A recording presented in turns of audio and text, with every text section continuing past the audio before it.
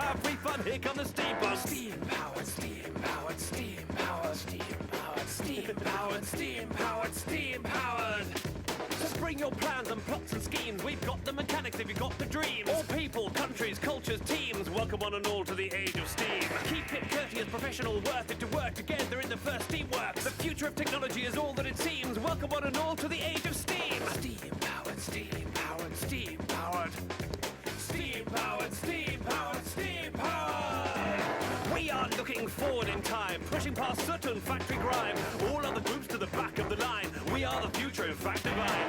Gleaming machinery is seen to be reckoned with. Every single member an excellent gentleman or lady, creating, leading a steamship in between G-ships. Because the people need this. You see, we're taking care of our crew like we do our facial hair. Be made aware when making improvements. Don't call it a scene, it's more of a movement, more of an era. Clearing the air, taking over, nearly there. Students, coaches, mentors, teams, welcome one and all to the age of steam. Ladies and gentlemen, masters of flight, please welcome back your first Steamworks MC, Natty J. Good morning, Clackamas Academy. Welcome to day 2 of our district event here at the Clackamas Academy of Industrial Sciences. Y'all did a wonderful job yesterday showing us just how good your robots are, and we are going to have another wonderful day full of really exciting qualification matches, and then we will do our very fun alliance selection, and we will end up with our playoff rounds where we will see the best of the best robots come out on the field and compete for the title. All of you have been doing a wonderful job displaying gracious professionalism and being role models for our community. Your creativity and dedication to this program really shows when you are on and off the field. As you all know, building and competing with your robots is a really big deal. And you know that you learn more than just how to be good engineers. You learn how to be better people as well. So we have a little video that we want to show you that shows just how FIRST is more than robots.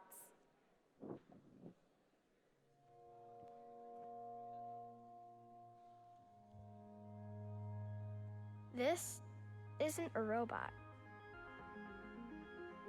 It very well may have hydraulic arms, a drivetrain, and a circuit board, but this isn't a robot.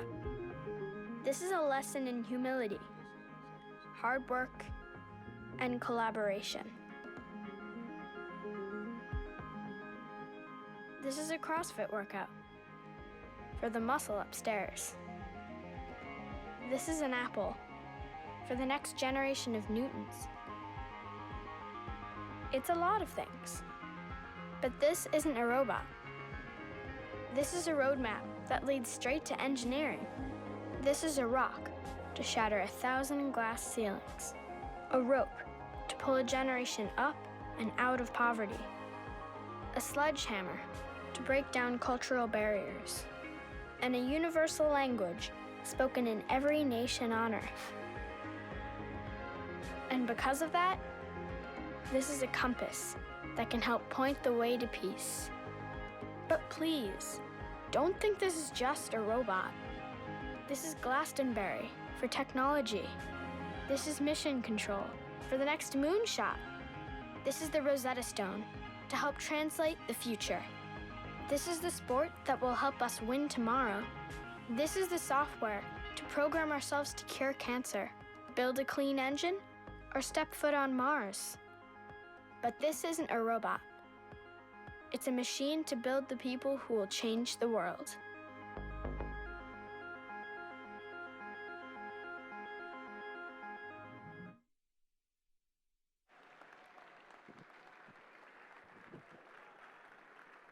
And going forward in your careers, both in FIRST and as you grow out of the programs, remember that you are the people that are going to change our society for the better. I have a very fun speaker that I would like to introduce to you. His name is Marshall Stowell, and he is the Senior Director of Engineering for Lam Research, where he develops science and engineering for computer chips.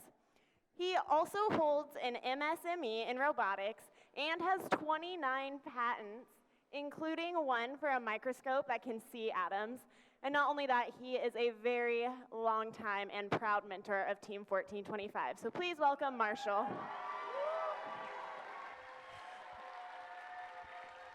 Wow.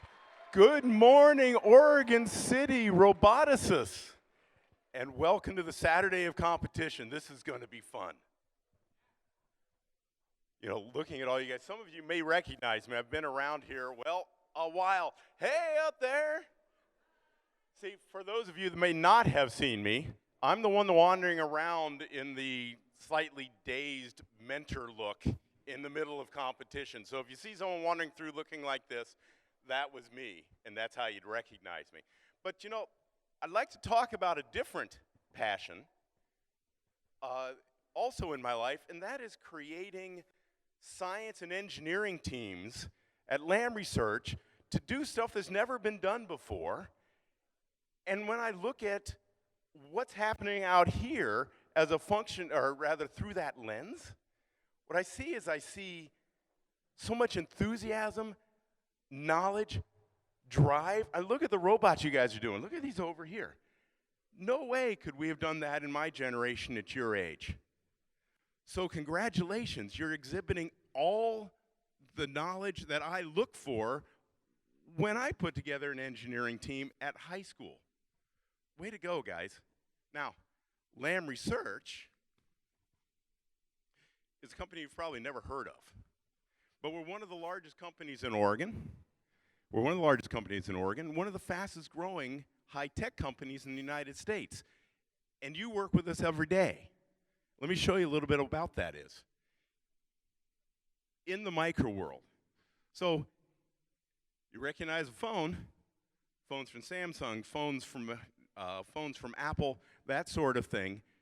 We help build the computer chips that are on the boards that go into those phones. And on those chips are transistors. Transistors are like neurons in your brain. They hold parts of the knowledge. And they're all connected together like neurons in your brain using microscopic wires. Microscopic wires shown in this picture in cross-section and across the top on the right-hand side. Here I've shown the Lamb Sabre product line, which puts down copper in those wires. Those wires are 30 nanometers wide right now. 30 nanometers wide is kind of small, and I had to figure out what small actually means in order to convey that here. So, how small is that? Thought I'd give you a couple of metrics. What's the first one? There's almost 1 million of these in a linear inch on a chip today. Another metric to look at it, in the last 15 seconds, your fingernails grew more than this. While you've been sitting here, like 3 or 4 fingernails. And one that I've mentioned once before, see who remembers this. In a chip, 0.4 inches by 0.4 inches by 1/10 of a human hair thick for wire. How much wire gets packed in the most advanced chips in the world? Anybody want to guess? A lot. Yes, that's correct. Nobody else got any more? Okay, so if you don't want to guess, couple of feet, half a kilometer, how about 20 miles? 20 miles today. That's in production on the most advanced chips in the world. But you know, that was way last year. Now we're heading for 30 nanometers, or 3 nanometers. See those structures now? That's what we're headed for in the next 3 years. 3 nanometers. What am I going to do to be able to explain what 3 nanometers looks like? So I didn't really have a good analogy, and I took a look at it and I said, well, pretend you can actually see that 3 nanometer line. What else could you see? That's you up there. That's my best drawing.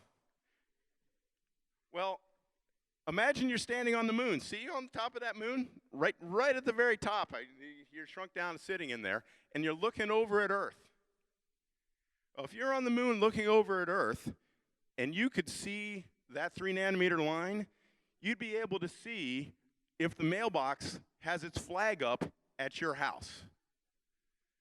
That's how much That's how small these things are. And that's where we're headed. Now, excuse me, there's a problem there. Problem is, you put a few angstroms of metal in the wrong place and it doesn't work very well. So what are we going to do about that? Well, now techniques have been developed, put things on one atom at a time, one atomic layer at a time. And that's what we're doing in the research labs today to deploy out. How do you do that? Well, looking over here in the right-hand corner or left-hand corner, we create a reactant that is a set of molecules that only stick to the surface, but they can't stick to each other. That makes them one molecule thick. And once you do that, you drop metal on top of it, which reacts with those molecules, but not with itself, and it becomes one atomic layer thick. You keep on going until you run out of reactant, and then rinse and repeat over and over again until you got a structure full of metal one atom at a time. So it looks a little bit like this. Uh-oh. Uh-oh. There we go. Okay, here comes the reactant down. One molecule in that structure. Here comes the metal. The metal drops on the reactant goes away, and you're left with an atomic layer of metal, and all the reactant is gone, and that's layer one. Rinse and repeat. Let's put another layer on top of it, and once the reactant is in place, you do the metal and keep on going until you're full. So that's what we're doing in the next couple of years. It's actually started at our customers now. So, you know, a few years ago, that would have been science fiction, and no one would have believed us. But now, it's reality. So you guys think you can do this? Well, to be fair, you can't do it this second, okay? But you can do more than this, and I'll tell you why. A lot of this is built around learning new things. And when you learn new things, you can apply it to new applications. And there is more knowledge being created in your generation by 2 orders of magnitude than has ever been created before. With that, you have more stuff to apply. So when you have all that stuff to work with, let's see you go make something out of it. So stay enthusiastic, stay curious, drive with the grit and determination created to make these robots, and you'll go get that going. Thanks. See you in the field.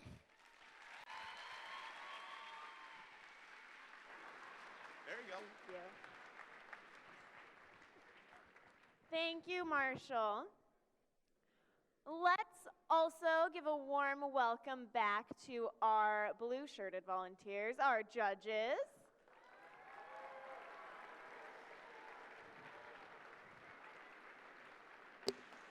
Hopefully by now, teams, you've been able to impress them, and we will see what they have been working on later this evening.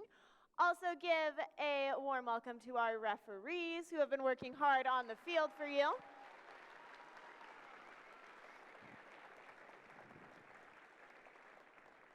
And then there's another group of volunteers that you have probably been working very closely with. They are in the pits making sure your robots are ready and legal to play our game this weekend. And they are our robot inspectors, led by our lead robot inspector, Matt Driggers.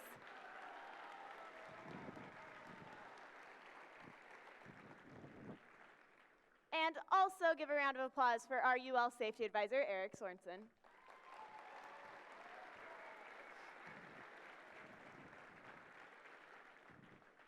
Here at First, we have a very special award that is given to coaches and mentors who are nominated by their team. Dr. William Murphy founded this award in 1996 for mentors who demonstrate strong leadership and mentors who empower and inspire their students to be engineers and to work hard in the engineering field.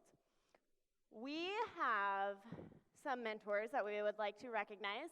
So turn your attention to the screen, and if your name is on the screen, go ahead and stand up so we can all clap.